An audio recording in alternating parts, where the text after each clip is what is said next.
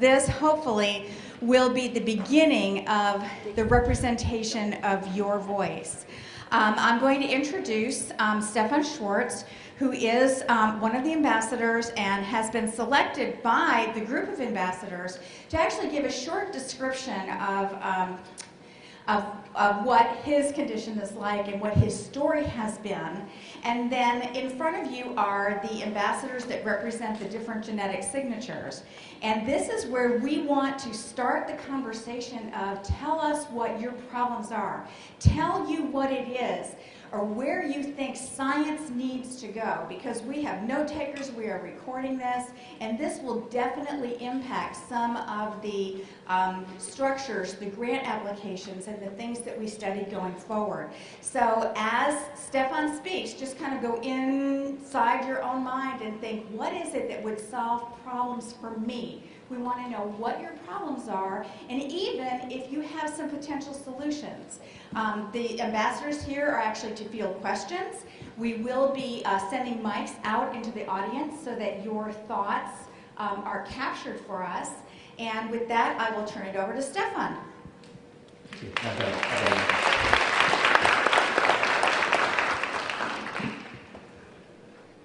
Well, I can't say I have too many slides, unlike our previous speakers. You've seen the first one, and there's one more. Work has kept me very busy the last couple of weeks, so preparing slides has not been on the forefront of what I've tried to do. But anyway, I will try to keep it on the short side so we can move on to all of our ambassadors. Good morning and welcome. My name is Stefan Schwartz. I was diagnosed with Klinefelter syndrome, or 46XY/47XXY mosaic, in February 1996, just before I turned 26. In addition to having this condition, I met my wife because of it. As her son, my now 21-year-old stepson is 47XXY and was diagnosed in utero. I have experience not only as someone living with the condition, but also as a parent and general advocate. I have advocated for those with these genetic conditions since my diagnosis occurred. I have been self-injecting depot-testosterone since April 1996, and I'm familiar with the various pros and cons, not only of that method, but also of other forms of hormone replacement therapy. More recently, I have assisted 2 pharmaceutical companies on bringing new testosterone therapy methods to market through FDA advisory panel presentations. Today, I am here to speak with you as one of 12 ambassadors, here to assist, help you, and be your voice, not only at this conference, but going forward. We are here, we are approachable, and you should feel free to come up to any of us if you have any concerns, have questions, or just want your voice to be heard. We want to know what you want clinicians and researchers to know about life with your condition, so that they can help us. In a few moments, you'll be able to ask any of the ambassadors questions you have. But first, I would like to introduce and have them stand. Andre, where are you, Andre? Go ahead and stand up. Andre and I represent ourselves. We are both adult 47XXYs. I am also a parent to a 21-year-old XXY stepson. Deline? Deline represents her 29-year-old XXY son. Pata is sitting back there. I met Pata when he was 11 years old, so I've known Pata and Deline for 18 years. Donna and Tim is in the audience. I'm not sure where Tim's sitting. They represent their 10-year-old XXY son. Anita represents her 19-year-old XXY son who was diagnosed in utero. And Laura is the spouse of an XXY adult. Andrea represents herself as a trisomy X adult, and Kimberly is a parent of a 9-year-old trisomy daughter. Next we have Kyle. Kyle represents himself as a 48XXYY adult, and Larry as the parent of an XXYY 14-year-old son. Kelly. Kelly is a parent representing her 23-year-old 47XYY son, and Aldous represents himself with the XYY signature. So as you can see, we cover a variety of genetic variations, as well as the additional variants on the second slide. However, there are some variations where we do not have ambassadors for at this conference. So if you're here representing your son with the 48XXXY or 49XXXXY variants, please see me sometime this weekend, as I have some important support information to share with you. All of these ambassadors have been through difficult times at one time or another, from getting help once diagnosis occurred to finding support services for their children. We've all shared similar concerns that many of you in the audience have dealt with. Many of us, especially the adults, have had difficulty even getting a doctor to do testing to receive a proper diagnosis. Then it was on to finding information, as it was 19 years ago when my diagnosis occurred. There was limited information that existed. Others experienced a condition that was misunderstood, misdiagnosed, and misinterpreted in many ways. At least one ambassador has realized the low rate of diagnosis among minority groups and has become a significant advocate for minorities with the condition. Some have focused on removing the stigma associated with having a rare genetic disorder. Getting a diagnosis is difficult. Getting medication and treatment is another difficulty facing many of us, especially for parents of teens. Some medical professionals who are unfamiliar with the XXY or XXYY diagnosis tell us to wait for our testosterone levels to drop off a cliff, or they give us a dosage that isn't suitable for our age.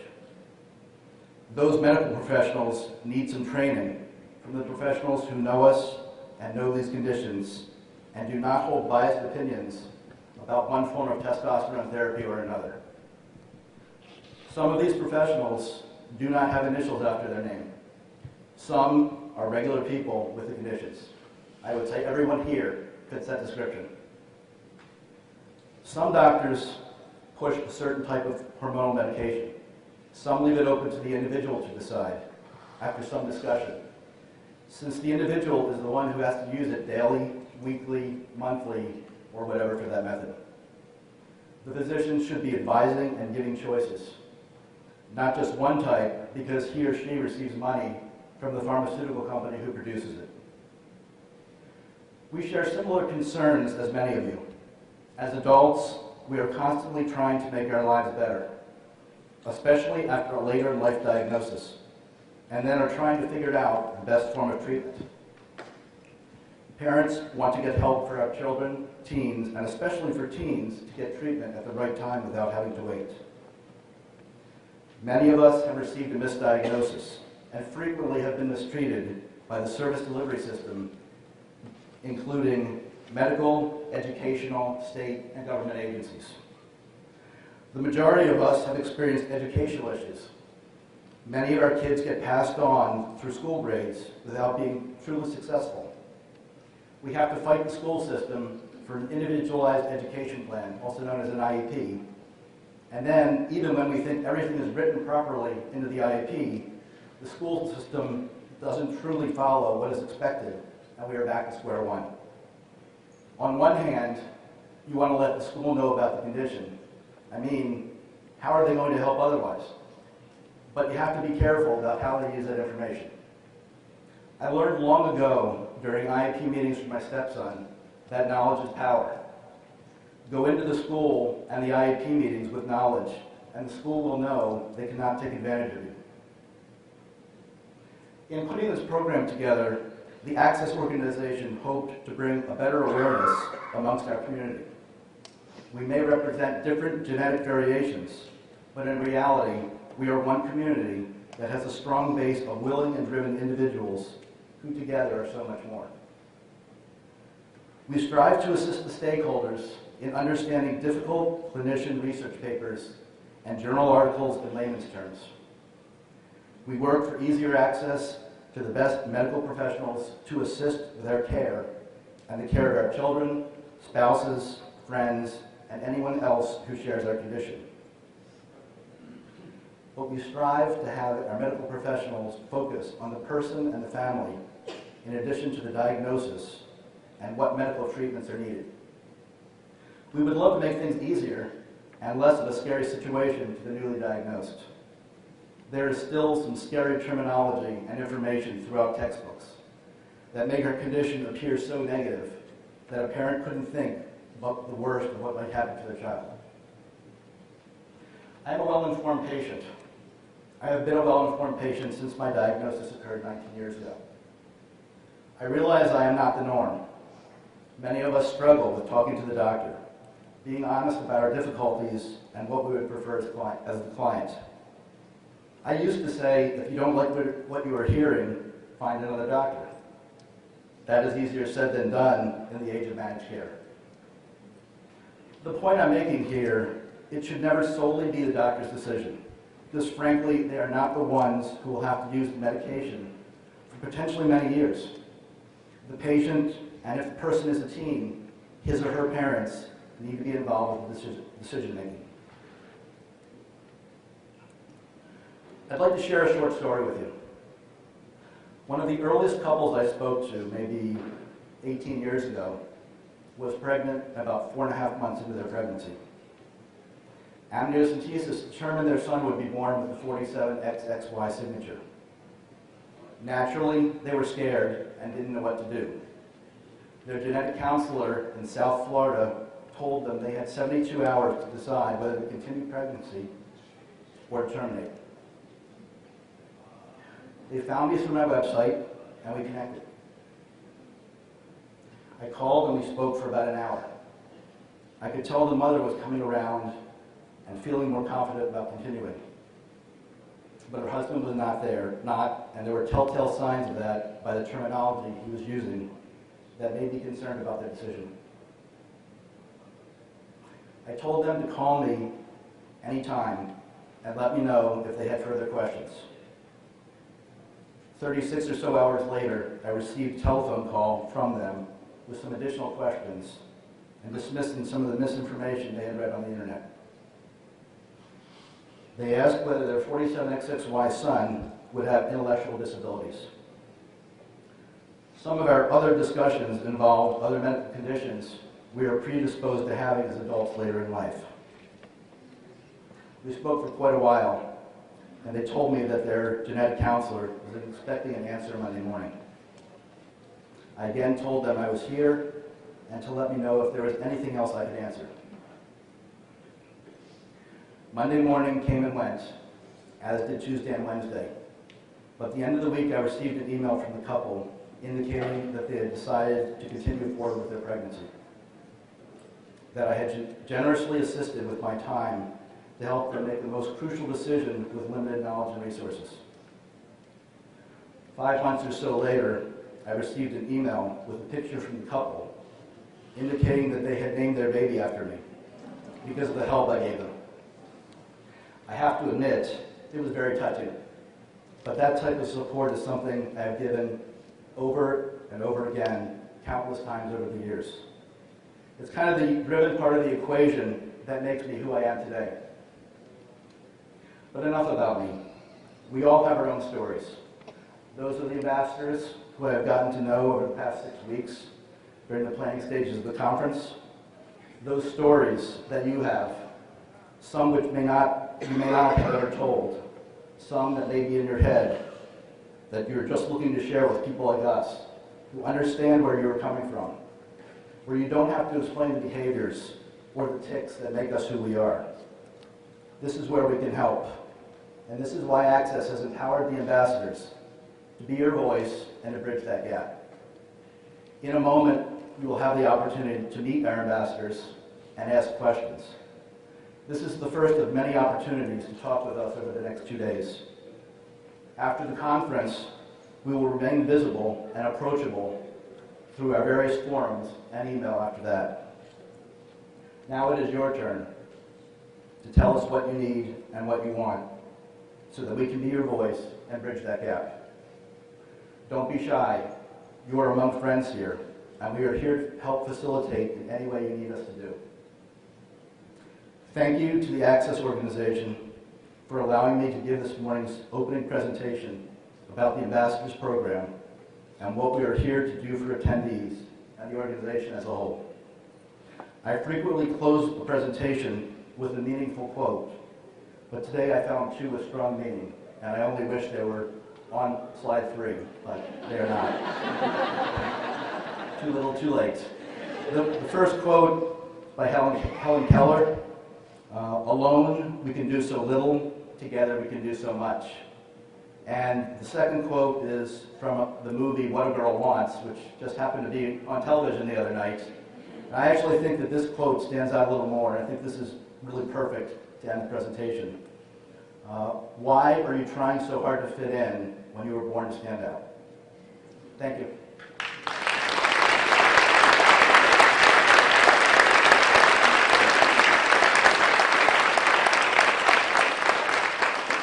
Thank you so much, Stefan. No one can touch us so intimately as the story of a patient. So I just want to reach out. You all, every single person sitting here, can be considered the expert. And we want your expert input to actually translate back to the other experts that are also known as clinicians and scientists. So this will be a live mic that we will take around. There are actually 2 mics that we can take around the room. Maybe Heather and Amy can help me run. Or you have another one? Okay. Okay. Oh, Nobody's raising their hand.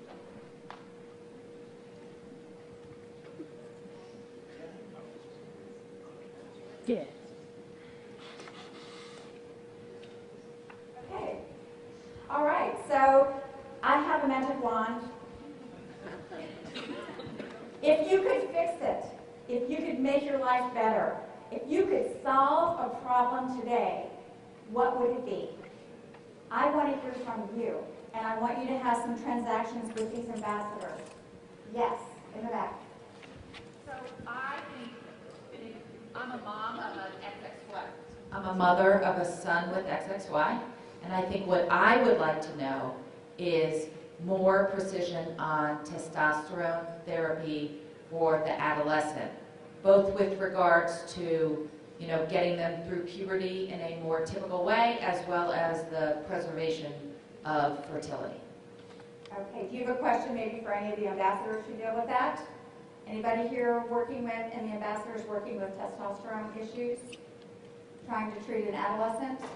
Well, or anyone who has any experience with how they feel, their dosage of testosterone, how their experience with varying dosages has worked would be interesting as well.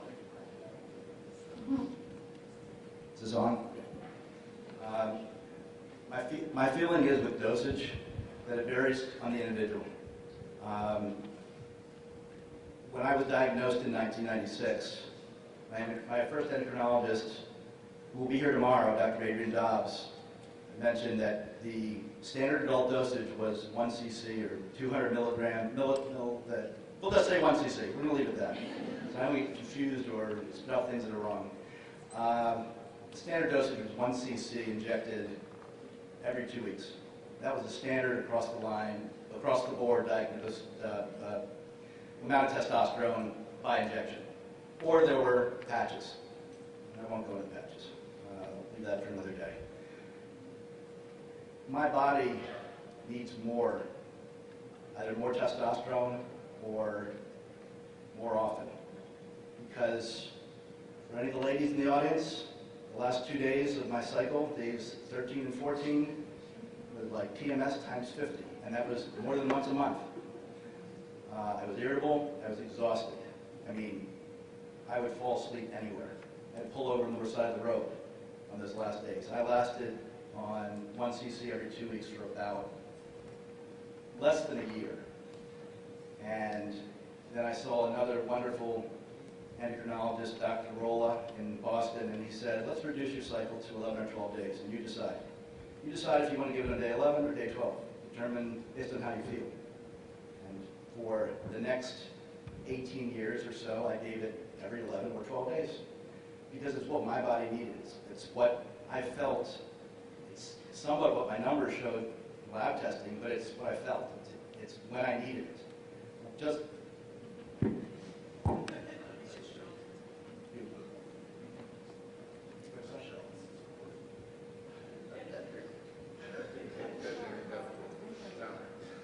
so I think, I don't want to take too much time, but to answer your question, I think it is individual basis as to how much you need and how often you need it. Whether it be the injections or the gel, maybe somebody needs 2 pumps, maybe somebody else needs 7, or somebody needs something in between. Patches, you can't do much with, you can't cut a patch in half. You could use more than one. With the, I don't know about Testapel or the Avib, it's a standard dosage. I don't know about the Testapel, I can't speak to that. And in terms, I believe you had also mentioned about freezing sperm, live sperm, potentially. Was that, who asked that question? Fertility issues? You want to do that before starting testosterone as a teen. You want to explore that option. And there are urologists in certain areas of the country that do that. And if you see me later, I'll give you some more information. Stefan, I need to jump in. We have been delayed somewhat by all the technical issues, so we're running over and we got to kind of catch up on time. But these are your ambassadors. Speaking to the testosterone, I want to put out there, how many of you would be willing to participate in comparative research on testosterone? The problem is we don't know. We don't know what the right dosage is. We don't know what the right time is. And so we need to hear that so that we can start more studies looking at the comparison between dosage types, the dosages themselves, and also how patients tolerate them. We have in the audience Dr. Al Rogel, who is a pediatric endocrinologist. He's going to say a few words about this testosterone, and then we're going to have to end, but I want you to know that these are your ambassadors. I want to hear from you. They want to hear from you, and your voices will be heard as we go forward way past this conference. If you will please speak up and tell us what you need. I will be short, and for me that's easy. The